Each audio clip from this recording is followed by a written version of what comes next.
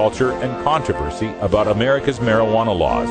We do not advocate any illegal activity and encourage all listeners to learn their state and federal marijuana laws. Opinions and claims made by guests and advertisers on the Russ Belville Show are their own, and the Russ Belville Show cannot be held legally responsible for their validity or reliability. Viewer discretion is advised. You take a seed, you plant it, you grow it, you dry it, you roll it, you smoke it. You take a seed, you plant it, you grow it, you dry it, you roll it, you smoke it, and it goes down smooth. Hey! Spanning the continent to bring you the truth about cannabis and marijuana law reform. I smoke pot and I like it a lot. From the promise of legalization. And I think that we need to rethink and decriminalize our marijuana laws. To the agony of prohibition. One major responsibility is to encourage people to use less drugs. The Russ Belville Show, the voice of the marijuana nation. Yeah, I hear you had a question for me. Now, here's your host, Radical Russ Belville. All right, good day, tokers and tokats. Welcome. It is Wednesday, January 30th, 2013, and it's got to be 420 somewhere in the world. It's also my last day of being 44 years old. Aw, heading directly into the teeth of middle age, I believe. Not that the hairline shows it or anything, or the gray in the beard. We're all getting older, and it certainly beats the alternative. Welcome to the show. We got all sorts of great stuff for today, and of course, it's Wednesday, so you know that we got Dr. Mitch Earlywine on the show today, from the Ask Dr. Mitch column in High Times Magazine to the various books that he's written on marijuana health, science, culture, and policy. If you got a question, we're taking them live right here at 420 Radio at half past the hour. You can dial in to 971-533-7111 or join us in our chat room by typing /login and creating your account on Ustream. We take our chat questions and our live caller questions at half past for Dr. Mitch Earlywine. Also, Dr. Mitch is going to give us a look at the newest study coming from Marilyn Huestis. She's the one who does a lot of the THC impairment studies. She had one that came out January 2nd, and it might even claim that the 5 nanogram limit in Washington State is too high, not too low. So we'll talk about that with Dr. Mitch. There's sure to be a lot of controversy. And speaking of controversy, at the end of the show today, got time for a little radical rant. I've been mulling this over in my mind a whole bunch. Do we go for 2014 or do we go for 2016 when it comes to marijuana legalization? I'm going to make the case for 2016 in today's Radical Rant. Why don't you check that out at the end of the show today. Also on today's show, we've got our Irie Wednesday Daily Toker Tunes. We'll turn that over to Brian the Red at 20 after to get your latest dose of reggae music. And we've got our headlines coming up right after this first break. We've got an update on that trooper who conducted the roadside cavity search in Texas. We get a decision in Michigan on whether sharing medical marijuana is a crime. The Czechoslovakian Parliament is backing medical marijuana with a catch. Washington State's looking for a marijuana consultant at a very hefty salary.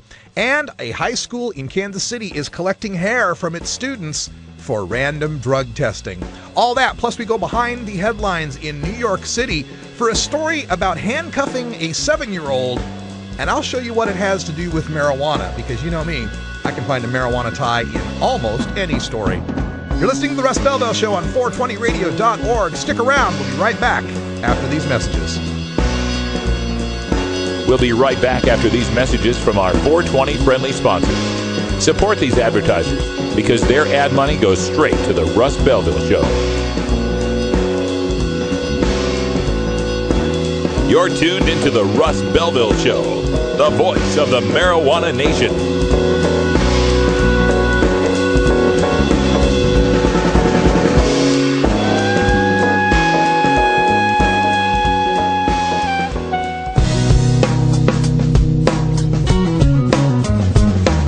Good day, tokers and tokets. Radical Russ here to encourage you to help us help brave Michaela by visiting our benefit auction all this week on 420radio.org.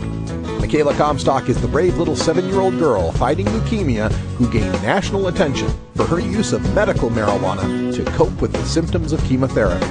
Go to 420radio.org and click on the benefit auction in the main menu. There, you'll find all sorts of memorabilia from Rolla J Studios, as well as Cumulus and Canasig vapor pens donated by Rapid Fire Marketing. You'll need a free or VIP membership to 420 Radio to participate. Click on Join Us in the main menu to sign up. Finally, if you'd like to meet the little girl who's benefiting from your generosity, enjoy the special free episode number 150 of Toker Talk Radio featuring Michaela and her family. Thanks for showing the cannabis community cares.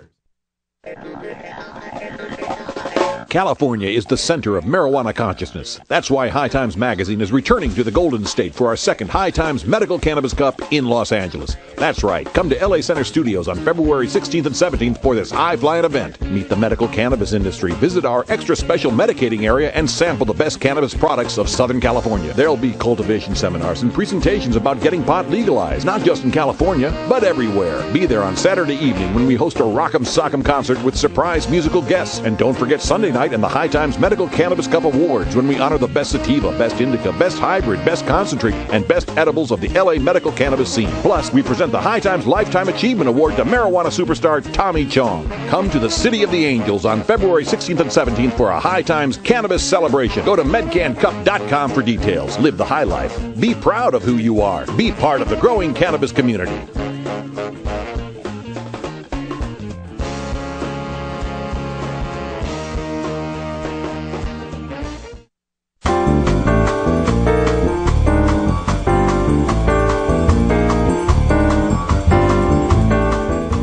Now it's time for your 420 Radio News for Wednesday, January 30th, 2013. I'm Russ Belville. Trooper to be terminated over roadside cavity search from NBC Dallas-Fort Worth. The female trooper who performed a roadside cavity search on 2 Irving, Texas women will be terminated, according to the Department of Public Safety. The 2 women from Irving are suing Trooper David Farrell, Trooper Kelly Hellison, and the Director of the Department of Public Safety for what they call an unconstitutional search without probable cause. Department of Public Safety spokesman Tom Vinger says Agency Director Steve McCraw has made a preliminary decision to terminate Hellison and Trooper David Farrell in December were put on paid suspension as the case awaits review by a Dallas County grand jury. In the lawsuit, Dobbs says the trooper conducted the cavity search on the roadside, illuminated by the police car's headlights, in full view of any passing motorists. The lawsuit further alleges that Hellison performed searches on both women, touching both their anus and vaginas without changing the latex gloves between searches. Their lawyers say the search was illegal and a complaint about it was filed in August, but that the DPS Texas Rangers who investigated the incident took no action. The women are requesting a trial by jury and are asking for unspecified compensatory and exemplary damages and interest, as well as recovery of attorney's fees and court costs. Sharing medical pot is not a crime, Michigan Appeals Court rules, from the Detroit Free Press. The Michigan Appeals Court says there's nothing illegal about a medical marijuana user providing a small amount of pot to another registered user at no cost. The court agreed today with a Barry County judge who had dismissed charges against a medical marijuana user who provided the drug to another at no cost. It's the first decision by the appeals court in a case involving marijuana that changed hands without money. There is no dispute that Tony Green provided less than 2.5 ounces of marijuana to Al Thornton in Nashville, Tennessee in December 2011. Both were qualified to use medical marijuana. The Supreme Court heard arguments last fall in a case involving cash sales of marijuana. A decision is pending. The appeals court in 2011 said such sales are illegal. Czech Parliament backs medical marijuana with a catch, from the Wall Street Journal. The Czech Senate Wednesday approved a bill allowing the legal sale of cannabis for medicinal purposes, affirming a decision of the country's lower house of parliament. The proposal, which enjoys very broad support from all political parties in both houses of parliament, should become law later this year, pending an expected presidential signature.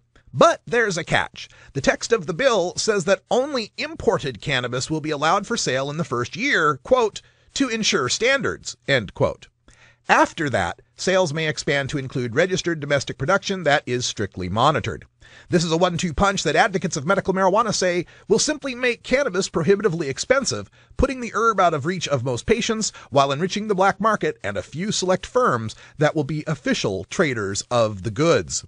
The legislation, which will make the Czech Republic one of the European Union's only countries to legally condone the sale of cannabis for medical purposes, has been crafted for the benefit of big business, said Alina Gaduskova, the first deputy chairwoman of the Senate.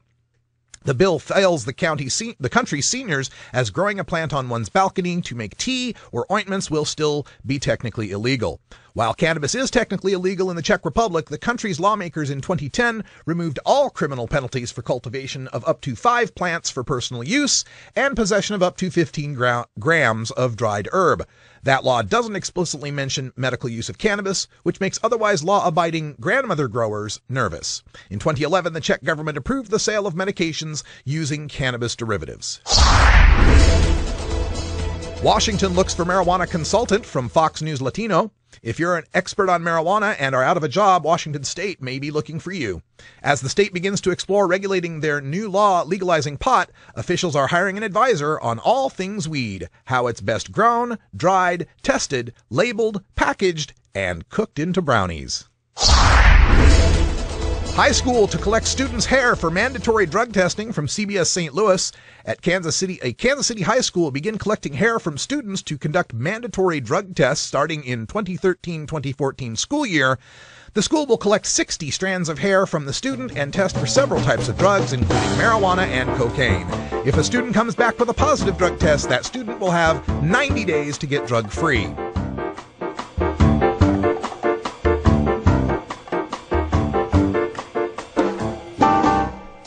That's your 420 Radio News for today, Wednesday, January 30th, 2013. I'm Russ Belville.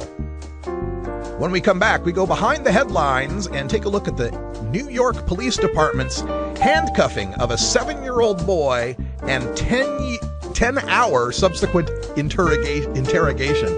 We'll also tell you what that has to do with marijuana, of course. You're listening to The Russ Belville Show on 420radio.org. We'll be right back.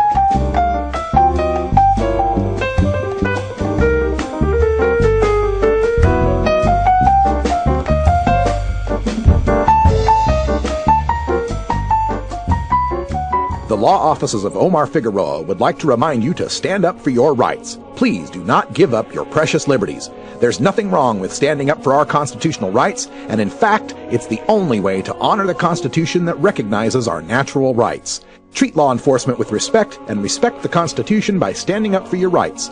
If you are detained or arrested, stand up for your rights by repeating, "I respectfully invoke all my legal and constitutional rights. I do not consent to any search and seizure. I want to remain silent, and I want to speak to my attorney, Omar Figueroa." Omar Figueroa has more than a decade of experience in federal and California courts and graduated from Yale University, Stanford Law School, and Trial Lawyers College. Please contact the law offices of Omar Figueroa at 415-489-0420 or 707-829-0215. or on the web at www.omarfigueroa.com. I'm Sub Cool from Team Green Avenger. At TGAgenetics.com, we are working on the leading edge of medical strains. Our strains are rigorously tested for THC, CBD, THCV, and other critical cannabinoids. Know your grow. Check out our genetic diversity at TGAgenetics.com, the home of Jelly Bean, Jack the Ripper, Vortex, and other award-winning cannabis strains. All right, welcome back, everyone. 14 after the hour, and we're going to go behind the headlines. This story was sent to me last night, and on its face, it's not a marijuana story at all, but I think it's got a marijuana tie-in. So let me tell you this story. It's entitled "NYPD Handcuffed 7-Year-Old and Interrogated Him for Hours Over a Missing $5." Family claims. Now, this comes from Gothamist.com. A fight over $5 between Bronx school children escalated to the point where the police were called, and a 7-year-old boy was arrested, handcuffed, and kept in custody for 10 hours, according to the child's family, who is threatening to sue the city for $250 million. Okay.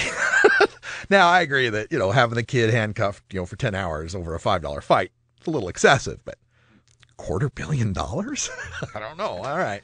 According to the Post reporters who spoke to Mendez and took a photograph of her with her boy, the whole mess started when there was a fight over another child's $5. The money, which was supposed to be used for a school trip that never happened, had fallen on the ground in front of the boy and two other boys when one of them scooped it up. The boy who was arrested was falsely accused of taking it, and he scuffled with one of the other kids. Officers showed up at PSX 114 on December 4th, about 10:20 in the morning, and handcuffed and held the boy in a room for about 4 hours at the school. Then they hauled him off to the 44th Precinct Station House for another 6 hours of interrogation and verbal abuse, according to the lawsuit filed against the city. According to the legal documents, another child admitted to stealing the money. But the police claim they were following procedure. NYPD spokeswoman Kim Royster told the Daily News, quote, "The attorney is fabricating the amount of time the child was in custody," end quote. She insists Wilson was only held for 4 hours and 40 minutes. Oh! What are we all getting all upset about? He was only handcuffed and held and interrogated by cops for 4 hours and 40 minutes at age 7. Why are we all so upset here? Other police sources tell the Post and Daily News that the boy allegedly punched a child. The cop source close to the incident said the 7-year-old had been bullying the victim for some time, prompting the victim's mom to call for a meeting with teachers and the suspect's mom. Quote, "This kid is no angel, even though he may look like it," end quote, the source said. Quote, "We made the arrest based on the complainant aggressively complaining about what the defendant did to him. This wasn't something where one kid runs off with another kid's basketball. This 7-year-old attacked someone and took his money. There's a little more to this story than it appears," end quote. "Everything was done properly," the unidentified cop continued, adding that the boy was given pizza during his detention. Oh, he had pizza. Well then, it was just like going to Chuck E. Cheese, I suppose. "He was arrested for a robbery. He was taken to the precinct and put in the juvenile room. His parent was allowed to see him," end quote. Another source argues that, quote, "If we didn't handcuff him and he ran out the front door, then we would have had an escaped prisoner on our hands," end quote. Now, the Gothamist concludes by saying, "We're all sleeping better at night for that." The NYPD has a history of handcuffing unassuming criminal types like the 7-year-old special ed student, the 12-year-old who doodled on her desk, and the 15-year-old who used her student Metro card. And they got links at Gothamist to all of that. You can always find my links, too, at news.radicalruss.com. But where I wanted to go with this story is, first of all, if we didn't handcuff him and he ran out the front door. So what you're telling me is that you are in a police station with a kid who's 7 years old, and you don't have enough people around to be able to supervise and be with that kid at all times when he's in a police station handcuffed to the wall? That you have to handcuff him to the wall because you have to leave him alone because you have so much other work to do, right? Do you see where I'm going with this? NYPD, stop and frisks, 50,000 marijuana arrests every year.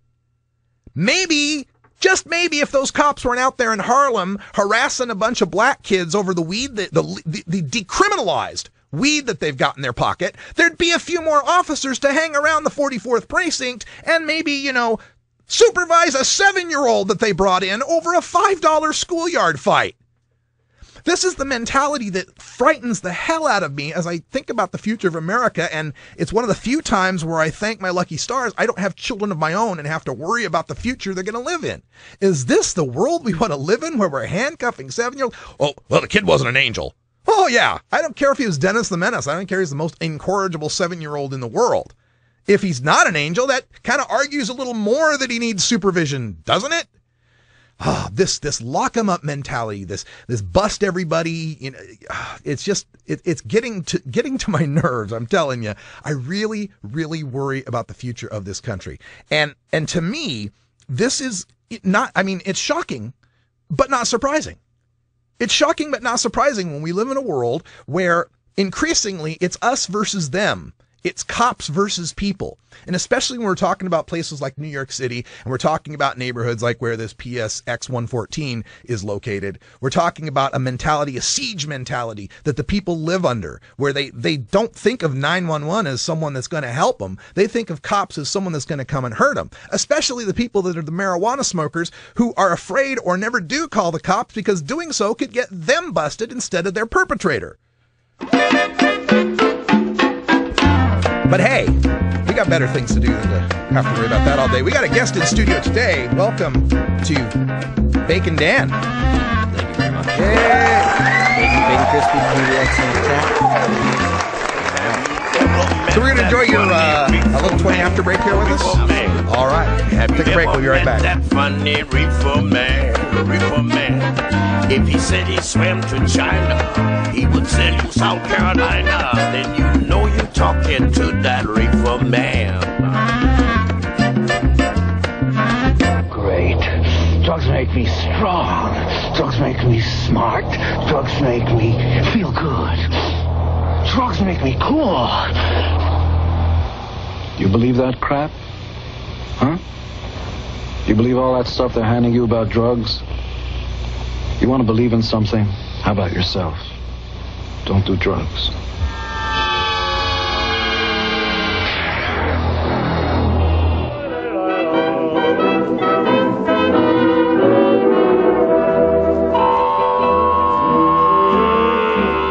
The Russ Belville Show brings you the best in daily toker tunes every weekday. Each day features a different genre, including Roots Monday, Folks, here's a story about Minnie the Moocher, Electric Tuesday,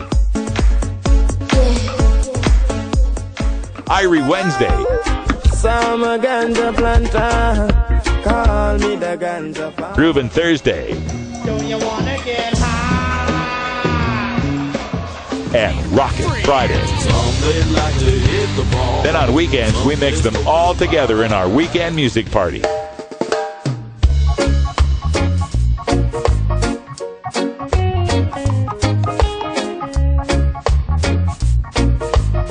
Everyone knows music and marijuana go together, so let's wind up our 20 after break with the Russ Belville Show's Daily Toker Tunes, the best in pod-safe 420 music from around the web. Today is Irie Wednesday, featuring reggae, ska, and other world music genres. You can get downloads and more information about all our daily toker tunes by visiting music.radicalruss.com. Now, sit back and enjoy your daily toker tune. You know what it is? It's Wednesday, and that means it's time to get Irie. And we have to turn it over to our Deputy Assistant Director of Irie-ness, Brian the Red over there on mic 2. How you doing, Brian? Irie, it's Wednesday, so that means tonight we've got a brand new Red Eyes Reggae flashback at 8 p.m. Pacific. Hope you all come and tune in and join me. I call it the flashback because each week, the following week, we're going to listen to the title track from the show that I played the previous week. So, last week's show was entitled Every Little Thing. It was a track by Earth Force. I do this so that the people who don't listen to my show regularly can get just a little taste of, you know, what I bring to the table. But this is pretty good stuff, man. Just dig it. Every little thing. That's what matters.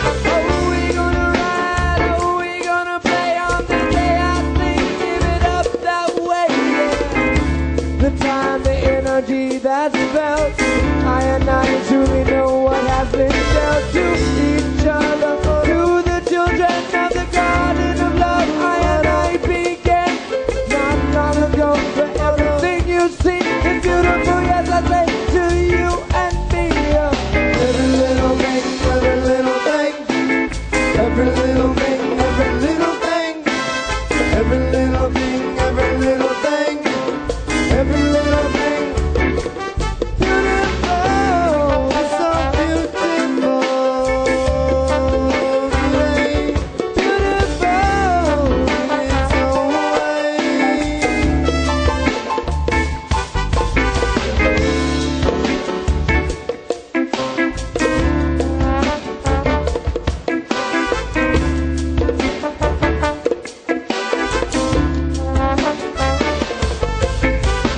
everything you dream, oh everything it seems, turned out to be just some big old scheme. They wanted you to believe, they wanted you to follow, but no, you broke away and that's how you go. Living strong and living all night long, praises coming till the break of dawn. Every feeling you had, all the energy is beautiful. I said so, set it free. Yeah. Every little thing, every little thing, every little thing, every little thing, every little thing, every little thing, every little thing. Beautiful, so beautiful. Beautiful in its own way.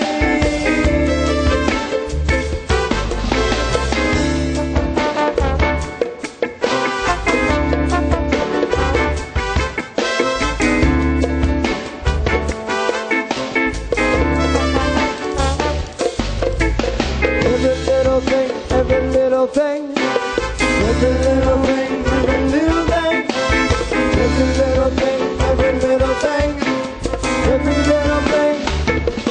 Beautiful, so beautiful to me. Beautiful in its own way.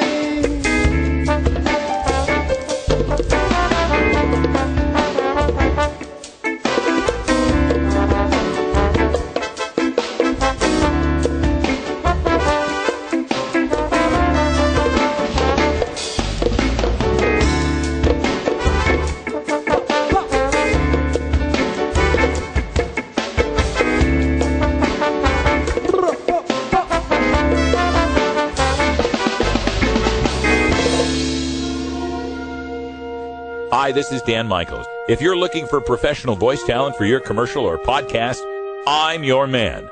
Visit danmichaelsaudio.com for more information. Almost busted in Laredo, but for reasons that I'd rather not disclose. I smoke pot, and I like it a lot. Hi, this is Willie Nelson. I learned a long time ago that marijuana is a lot safer to use than alcohol. There's absolutely nothing wrong with the responsible use of marijuana by adults. It's time we stopped arresting and started respecting responsible marijuana smokers in America. And to learn what you can do to help, please contact NORML at www.norml.org or call toll-free at 888-67-NORMAL. The show was long and we were just sitting there, and we'd come to play and not just for the ride. And now, another episode of Cannabis Shakespearean Theatre. I'm your host, Leonard Pinth-Garnell III.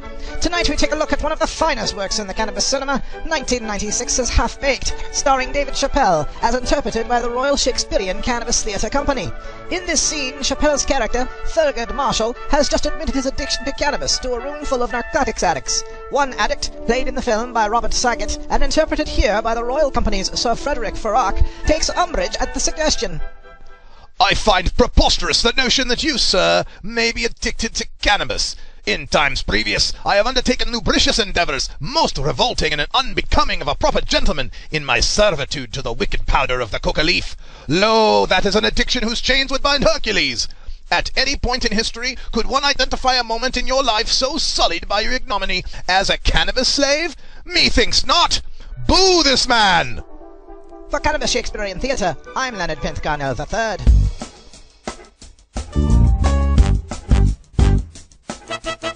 It's time for the Russ Belville Show's Cannabis Q&A with Dr. Mitch Earlywine. Dr. Earlywine is a professor of psychology at the State University of New York at Albany and a leading author and researcher on cannabinoids and health. who pins the Ask Dr. Mitch column for High Times Magazine. Get your questions ready in our live chat or call in to 971-533-7111 now. All right, we've reached the middle of another week, and it's time to speak with Dr. Mitch Earlywine. Hello, Dr. Mitch. Hey, hello. So glad to have you here. And folks, if you want to get your questions in, just log in on our chat room, type /login.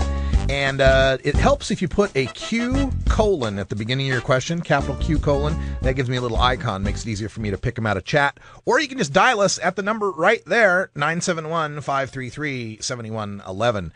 Before we take some calls or some chat questions, we always give Dr. Mitch the first word. Let us know what the latest science or studies are telling us about cannabis in America. So, Dr. Mitch, what's new?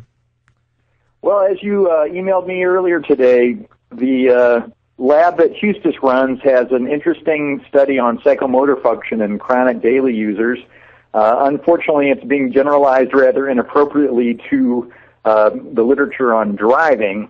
If you look really closely at some pretty complicated tasks that people do with a joystick, you will find that folks who are high every single day, especially those who started getting high very early in life, do a little more poorly than folks who don't get high much.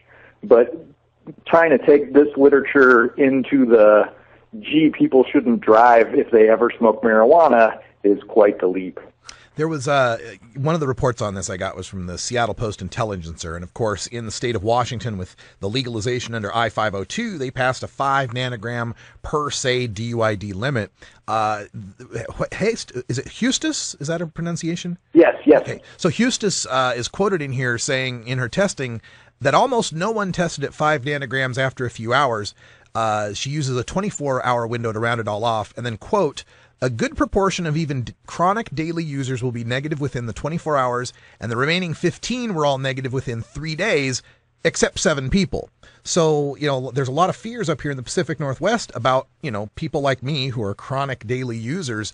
Does this study tell us anything new that we should have known before 502? I'm actually not in agreement with her on that statement at all. The individual differences in cannabis metabolism are so vast, and to take a sample of even 40 people and say this is how cannabis metabolism is for all humans is a real affront to science. So I am not a fan of the 5 nanogram business, and I feel like a roadside sobriety test is a whole lot better, particularly for folks who are chronic daily users who undoubtedly are going to have tolerance to psychomotor effects that people who are naive to the plant just simply wouldn't have. Yeah, it bothered me a little as well, but now that we've got legal marijuana in Washington or Colorado, they could probably undertake some larger studies. And how many people would we need to study to get a real accurate idea? I mean, I feel like if you do a power analysis and think about what the size of this effect ought to be, somewhere in the neighborhood of 80 people would certainly be impressive. And if I just had a feel for metabolism in a sample of 80 people who, used a regular amount in a single evening and then were abstinent for 24 hours, we could project pretty reasonably with a sample that size. But, we're looking at a study here where that has, I think, 19 in one group and 20 in the other or something like that, and it's just a little much to try to generalize from that to a bigger Q. But I still also feel like that the issue isn't really, THC metabolites. It's actual impairment, and that's a completely different measure entirely. I'd much rather see folks work on these roadside sobriety tests and see how well they actually predict performance in the car rather than getting concerned about a certain number of nanograms. Yeah, I agree with that. Trying to have a blanket statement of body chemistry on cannabinoids doesn't make a lot of sense when we have an endocannabinoid system. In my mind, I can understand why it works for alcohol because we've seen, dose-dependent reactions and impairment in people pretty broadly, even though, isn't it true that there are some alcoholics who might drive better while at a certain blood level? I mean, the delirium tremens often kick in below 0.02 for a lot of experienced alcoholics, and they would actually drive better after 2 beers than they would after none, just because they wouldn't have the shakes. But obviously, that doesn't generalize to cannabis. Yeah, and let's again focus on the impairment, the actual impairment that we can prove, not that somebody might have used cannabis within a certain amount of time. There was another statement from this Houston study that was brought out in Post-Intelligencer, tackling the addictive nature of cannabis, and she says, quote, "This is the first time that we've shown that there's really a brain change with chronic cannabis use." And this had to do with downregulation of the was it the CB2 receptor, CB1? I got to find that. But anyway, of the CB1 receptor, and then finding that upregulated after abstinence. Can you kind of explain to lay audience what that really means, and do you agree with that finding? So, in fact, that has been shown in the animal literature before this, and we do see essentially a CB1 receptor is really, if you will, kind of a protein chain at the very end of a nerve, and that will essentially become part of the nerve cell and kind of disappear, if you will, if you're exposed to cannabis chronically. And we've seen it in animals, and now we've seen it in humans. What does that mean for real life? Is this a giant brain change? No, not really. It means you're going to be a little more tolerant to cannabis, and that's about it. The funny thing is that as soon as you say brain change, people think brain structure, as if there's this giant hole in your head now or something like that, and that is really not the case at all. We're talking about very subtle effects at the receptor level, and it's the density of these CB1 receptors in the brain, not some outrageous structural change. Yeah, I'll tell you, the big change from daily chronic cannabis use is not a brain change, it's a wallet change.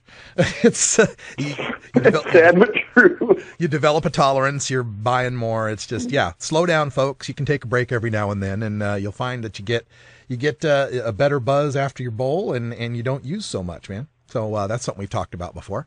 Let's go to our chat room. We got some questions coming in, and Dreamweaver asked a question. I'm going to modify it a little bit because make it a little more challenging here. She wants to know, are there any studies that reveal the relative harms between alcohol and cannabis? And I suppose that means that says, alcohol's bad compared to marijuana. I want to amend that a bit by asking, how about studies on the interaction of cannabis and alcohol as well? Sure. So the side-by-side comparisons have really only been done in that driving literature, and alcohol at, say, 0.05 is markedly worse for driving impairment than THC at some pretty standard dose levels. The interaction, however, is extremely bad. So THC and alcohol together on driving is pretty rough. The long-term chronic effects, though, usually you don't see them in an individual study. You only see them across studies, and alcohol, of course, is markedly worse for brain structural changes. Chronic alcoholics and even binge drinkers, folks drinking maybe 6 alcoholic drinks a night, start to show neuropsych deficits relatively early in that experience. Sarah Jo Nixon has some data that after just 2 years of that, you can start to detect some deficits on certain tasks. With cannabis, you really got to go gung-ho to try to find, these oddball brainwave changes after 2 years of daily use, and they only show up in certain studies. So that's clearly the case.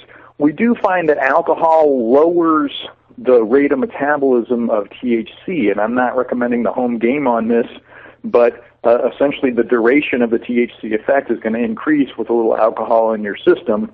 Again, it's just not the best habit on earth, and by all means, if you have cannabis, what else do you need? There we go. We're talking with Dr. Mitch Earlywine, and you can call in at 971-533-7111. Even if you're not listening live, you can call in and leave a voicemail message. We can take those as well and get them to Dr. Mitch at a later time. Or if you're listening on a replay, visit 420radio.org. Take a look in our forums. We've got a Dr. Mitch questions forum in there. Just search for it, and you can post your question there. We'll bring it up on a future show. There's also an email option. You can email 420radio. You can email 420research. Force a habit. 420research at gmail.com. 420research at gmail.com if you'd like to email the doctor directly. I wanted to bring up something that was noted in Reuters and got posted on the Learn About Sam site, and I thought this was an interesting little thing to talk about. And it quotes an author of a study, a Dutch study apparently, and the headline here is "Link Between Pot and Psychosis Goes Both Way in Kids." And the author says, "We have focused mainly on temporal order. Is it a chicken or an egg sort of thing?" And the point they're trying to make in this post is that we found that kids that have psychosis tend to use marijuana, and we found that kids that use marijuana tend to have psychosis. So it works both ways. And I'm wondering if you have any clever ways of shooting that down. Well, in truth, Thornycraft had some data back in the early 90s suggesting that, hey, if you really do have a psychotic disorder and you smoke a lot of pot, even in an effort to self-medicate, it's just not a good habit. You're much more likely to have another psychotic break later on. But it really does beg the question about any potential causality as far as cannabis is concerned in the creation of any of the psychotic disorders and schizophrenia in particular. So they always claim, oh, we measured psychosis in these kids before we did this, and then we gathered the data, and then sure enough, the chronic marijuana users are the ones who ended up with elevated rates of schizophrenia, and it's usually, oh, they had 7 in their group and there was 1 in the other group. I mean, we're talking really small samples just because schizophrenia is so rare.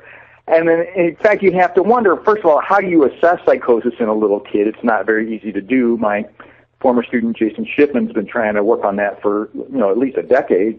And are these measures really any good? So odds are high these folks were already having some odd magical ideation, some weird schizotypy type experiences, turn to cannabis in hopes of kind of dampening those symptoms. Some strains may have worked, some strains might not have, and then suddenly they get a schizophrenic break and it gets blamed on the marijuana. Right. All right. One last question as we wind up the segment this time. And again, folks, you can get a question into 420research@gmail.com if you didn't get a chance to get in this one.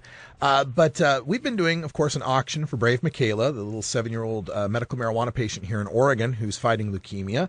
And people can visit that at 420radio.org. There's a benefit auction link.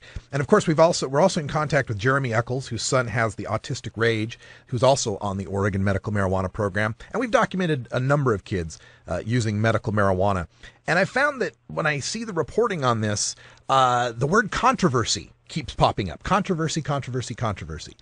I'm just wondering, Dr. Mitch, at least among medical professionals, people that are treating kids, pediatricians, is it still controversial, or can they not see the benefits these kids are getting from cannabis?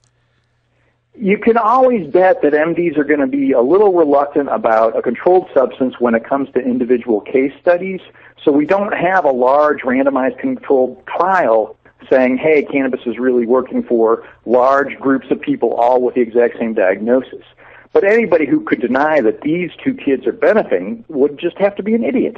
And so if there's going to be a controversy, it's going to have to be this very distant cry for randomized clinical trials. And by all means, I hope Colorado and Washington can spearhead some of those. Yeah, we hope so too. And all those kids are in our thoughts, and their parents too, because it's tough when everybody says what you're doing is controversial, and then you look at your kid and go, well, it's working. Dr. Mitch joins us every Wednesday here on the Russ Belville Show on 420radio.org, and we appreciate your donation of time to our efforts. Thank you so much, Dr. Mitch. Always a pleasure. Bye. All right. We'll be right back with Radical Rant and a case for legalization in 2016. You cut people, you smoke trees till you get what you need now. Designer drugs and minted smoke to get through the day. You always get them so high. We'll be right back after these messages from our 420 friendly sponsors. Support these advertisements because their ad money goes straight to the Russ Belville Show. You're tuned into the Russ Belville Show, the voice of the marijuana nation.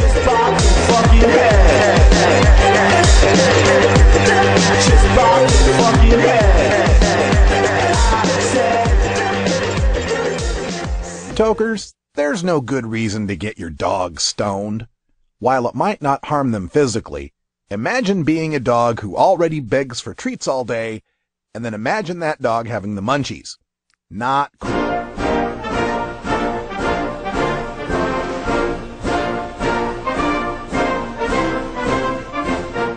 5 of the last 7 major party candidates to run for president, 3 of the last 7 vice presidential candidates, and the last 3 presidents have all smoked pot.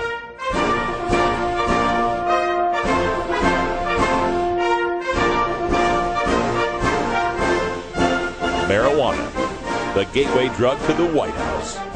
This is the Russ Belville Show.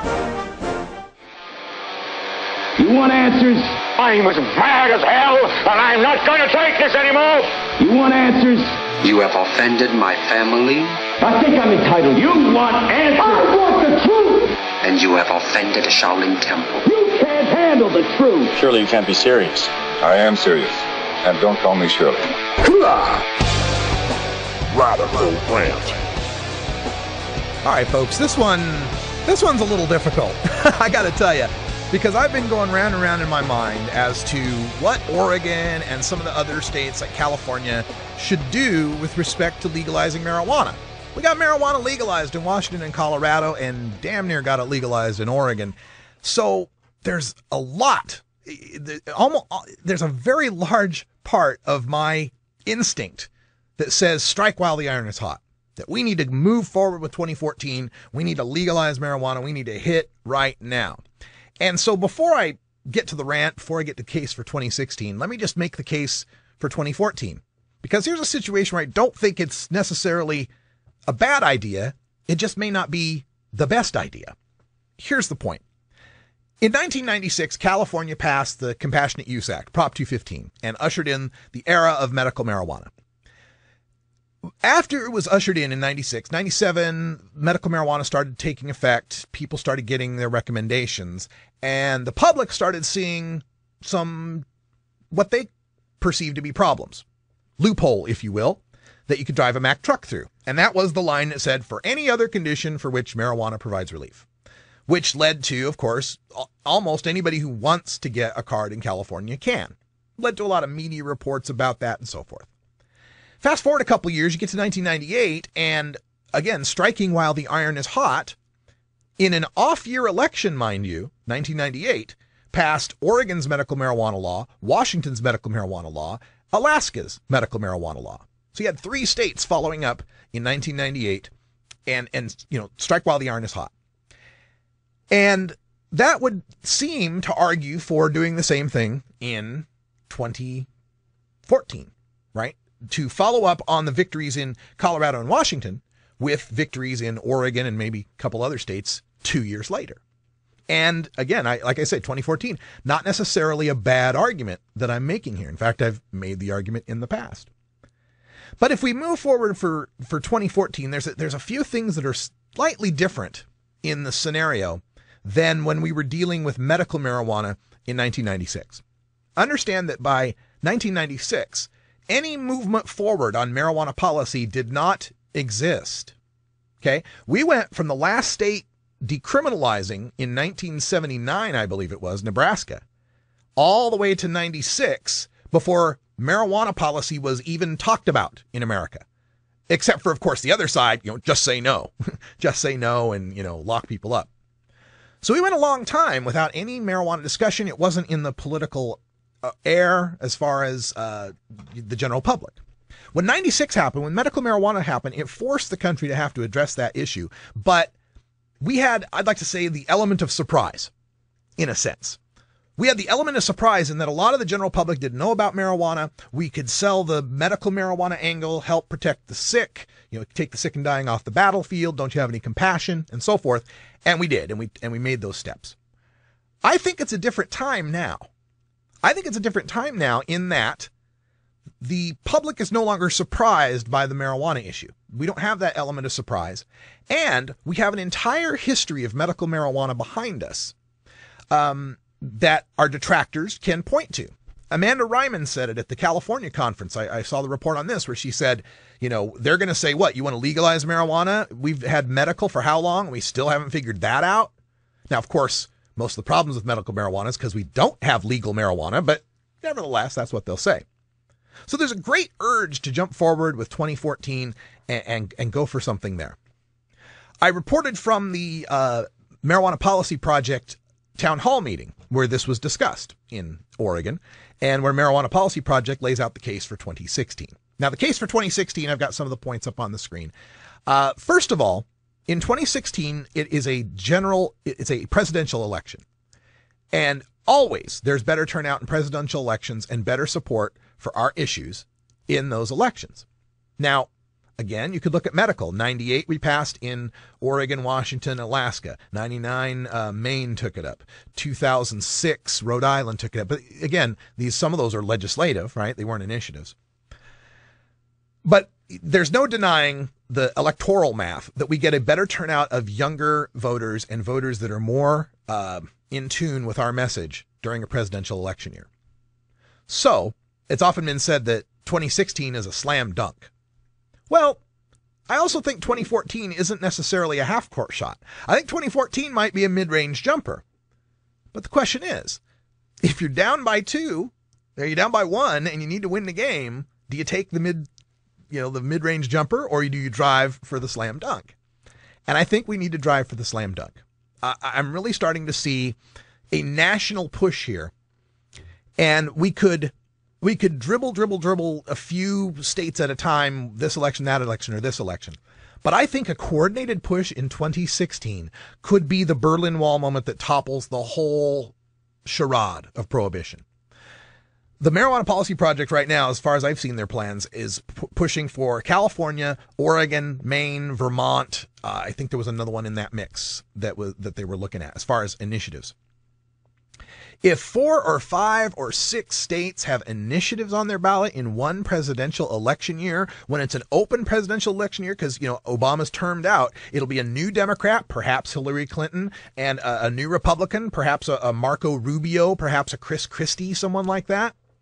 Wow. Talk about the electoral fireworks over the marijuana issue, because both of those candidates would so desperately need the electoral votes of Oregon, of California, maybe Massachusetts is one of those states we throw in the mix. But boy, California being a big electoral prize, 55, the biggest prize you can get in electoral politics, and having legalization on its ballot, that could be a big game changer, folks.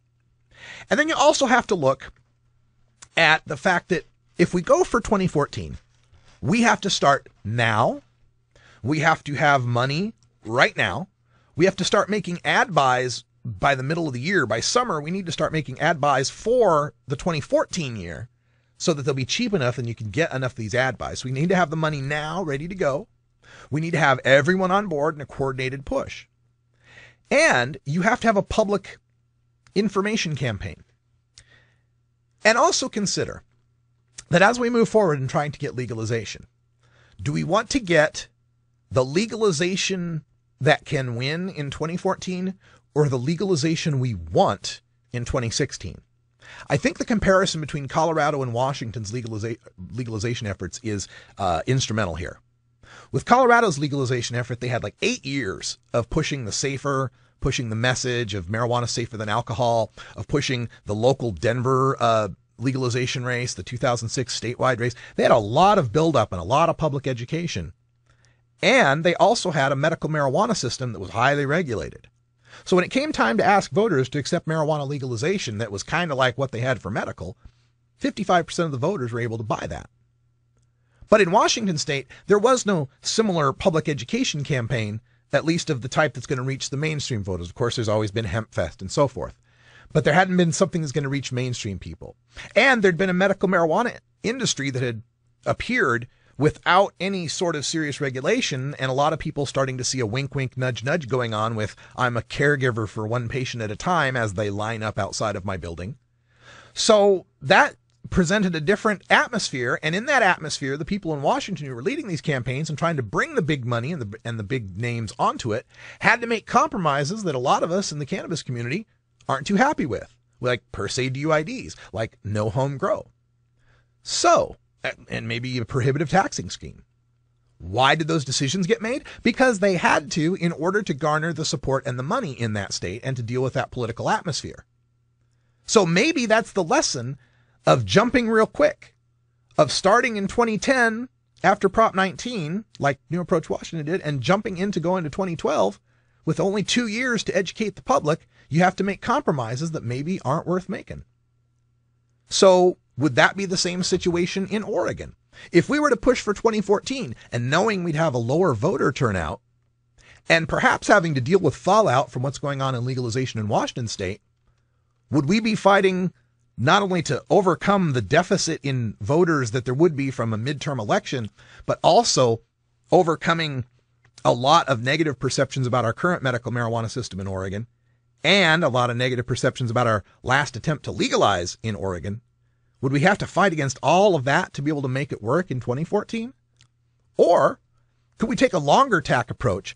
Take 4 years, maybe in the next 2 years, focus on the medical side and cleaning it up and getting it organized and regulated so Oregon voters have some model to look at when they get to 2016 and are ready to start looking at legalization. Plus, if we stand out all alone, Oregon by itself in going for 2014, because the reports I'm getting for California seems like California has decided to pretty much go 2016. If we stand out all alone in 2014, then we're just one local little market here fighting for marijuana legalization. If we're part of a coalition of California, Massachusetts, Vermont, Maine, Oregon, then our fight also is a national fight. See, Washington and Colorado got to be a national fight because they were the first. If we're the third, we're just another state legalizing. But if we're one of 6, that's, again, big, huge national story. So it's very tough for me to make this kind of argument, though. Again, one of the disturbing things about being in politics sometimes and not being on right-wing radio is I can't do black and white thinking, right? There's just not good guys and bad guys. There's lots of nuances. There's lots of shades of gray going on here. One of the nuances is waiting till 2016 means 193 Oregonians per month will get a felony possession charge. And we're going to let that go on for two years longer than we should? Should we not try to fight every election to get something on the ballot? Those are legitimate questions, and we'll talk about them throughout the next few years, I'm sure. But again, if you're going to go in 2014, you better be passing the ball to your top shooter, okay, if we're going to stick with that slam dunk mid-range jumper metaphor. We can't let the scrubs off the bench be trying to hoist up a desperation shot. We need a sharpshooter out there. If you're going to go for 2014, it's got to be coordinated. It's got to be everybody on the same page. It's got to be professionals running the campaign. It's got to have a lot of money poured into it starting right now. Because a failure in 2014, if we tried to pass legalization and got 47% in 2012, and then in 2014 get another 47%, maybe bump it up, again, midterm election. Even if we match what we did and got 47%, the political theme in Oregon gets to be, once again, we rejected the stoners. Once again, they put up some silly stuff and the voters came to their senses. And, since 98, we haven't been fooled again. Because not only is there the rejection of all the legalization attempts we have, there's the rejection of the 2 dispensary attempts that we've had as well. Oregon's activists don't have a success to point to since 98. Except, SB 1085, raising the limit of the plants and stuff in the legislature. But since then, Oregon activists have seen the legislature raise the fee on the medical marijuana program, doubling it. We've seen, a failure to put together any sort of regulated supply system that the voters will pass. Let's wait till 2016. Let's work together with the big national funders, the big national organizations. Let's work together with all the other states that will push us at the same time. Let's have all of our talking points put together so no matter who they interview in what state, we are all on the same page. And let's finally break down this wall in 2016. I'm interested to hear what you think about this. Our phone lines are open at 971-533-7111 on Toker Talk Radio, where you're the voice of the marijuana nation. That's all the time we got for hour 1 here. For Bacon Dan PDX and Brian the Red, I'm Radical Russ. Thanks for tuning in. Stay tuned for hour 2, Toker Talk Radio. And don't forget, we're still doing our Brave Michaela auction, 420radio.org. Look for benefit auction. Michaela herself put up some artwork of her own and autographed it for you. And Brave Mama put up one of her leukemia awareness necklaces that she makes, handmade. Check those out. Auction ends this Friday. Hey, thanks for joining us. Until next time, take care of each other, tokers.